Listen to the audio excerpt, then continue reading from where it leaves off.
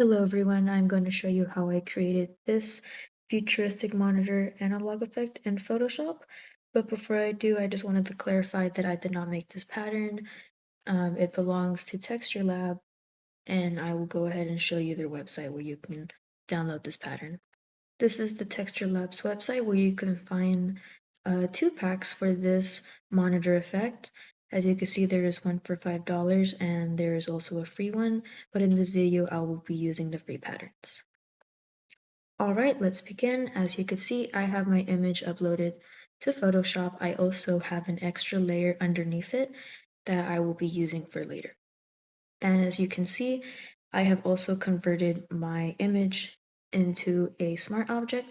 And to do that, you can go to Layer, Smart Objects, and Convert to Smart Object. Now that we have our smart object, we can go ahead and go to Image, Adjustments, Hue Saturation. To achieve this effect, we will need to remove the colors. So let's go ahead and do that. We can also delete this. And we're going to go back to image and we are going to add a levels adjustments. But for now, we won't be adding or messing with it. We will only be adding it, but later on, we will go back to levels.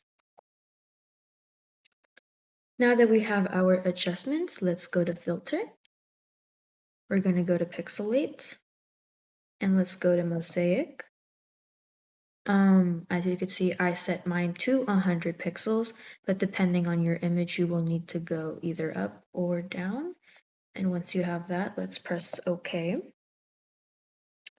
And now we will be adding a pattern overlay. We need to make sure that the blend mode is on hard mix. And if you want to make sure that your pattern is aligned with your image, you can go ahead and mess with the opacity. For my image, I will be using a soft pattern from the 5th folder. There are many more in this pack that you can go ahead and check to see which one works best with your image. We will also need to make sure that the pattern is the same size as our mosaic filter. As you can see, I have mine set to 100. And you will also want to make sure that you turn off link with layer and click snap to origin. Once you have that, let's press OK. Now we can go back to levels.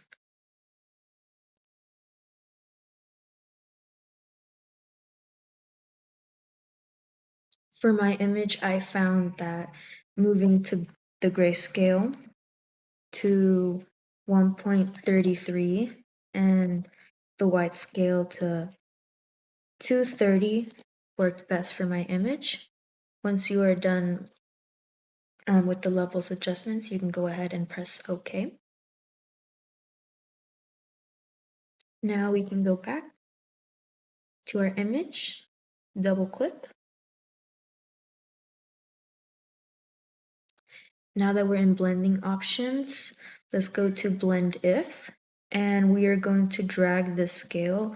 Depending on your photo, it can be higher than mine, but what we want to do is make sure that this is far away from 0. For my image, I found that 42 worked best. And one last thing that we have to do in here is that we have to click blend interior effects as group. And now let's press OK. As you could see, my image is entirely white.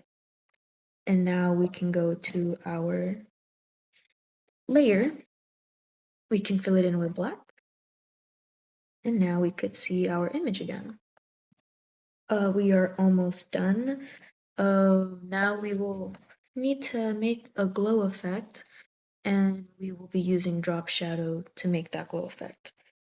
In this video, I will be adding 5 drop shadows to achieve that effect.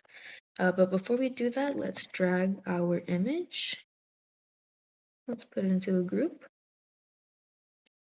And now we could begin adding our drop shadows. As you can see, my Photoshop remembered that I made 5 drop shadows for my previous image, so let's go ahead and erase that so I can start over. All right, let's go ahead and add our drop shadow now. We will want to make sure that our blend mode is linear dodge. For our first drop shadow, I would like to keep my opacity at 100. I will also change the angle.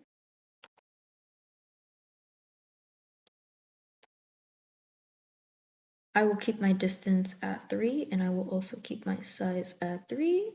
And before we add any more, let's go to blending options. Let's go ahead and turn off fill opacity. Let's go back to our drop shadow. You can go ahead and add noise if you'd like. I decided to add noise to mine, and I decided to keep it at 5. And before we add another drop shadow, let's turn off layer knocks out drop shadow and go ahead and turn on use global light. All right, let's go ahead and add another one.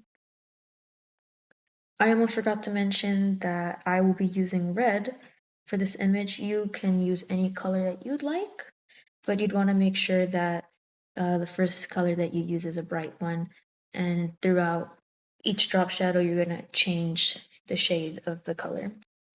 All right, for my second drop shadow, I will turn down the opacity to 50. I will also be changing my angle on this one. I will keep my distance at 3. I will change the size to 10. I will keep the noise at 5. I will be changing the color for this one. Well, different shade.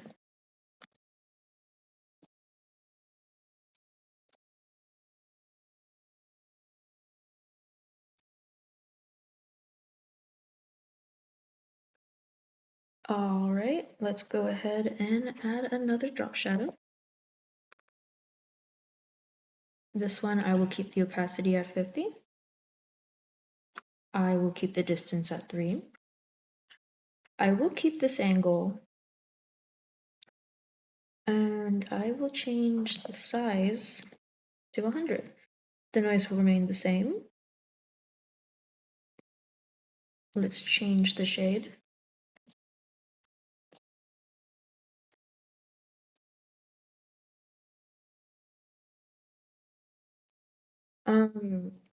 For my image, I decided to keep the last 3 drop shadows with the same color. I found it nice for my image, but you can go ahead and change it on yours.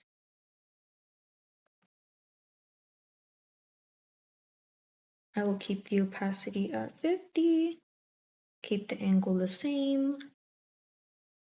I will change the distance on this one to 71.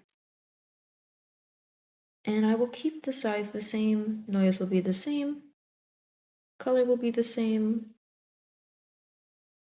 Let's add our last drop shadow. This will be at 50. I will have it at the same angle.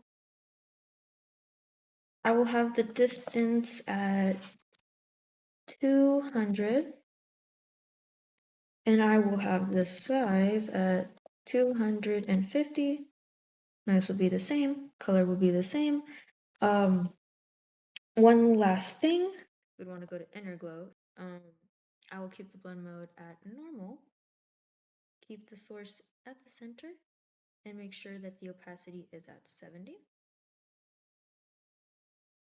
And let's just press OK.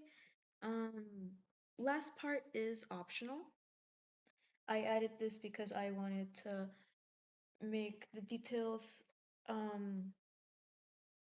out more for my image. So what I did was that I am going to add a new layer. I will grab a gradient tool.